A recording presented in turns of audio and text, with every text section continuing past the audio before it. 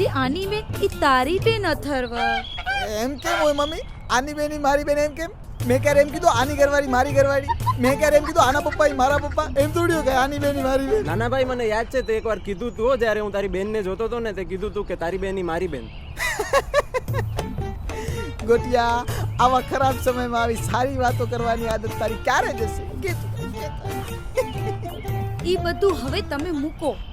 તમને ભણવામાં પણ આવે છે ને કે ભારત મારો દેશ છે, બધા ભારતીયો મારા ભાઈ બહેન છે.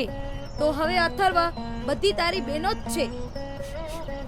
મમ્મી, તું મારા માટે આવું વિચારીશ?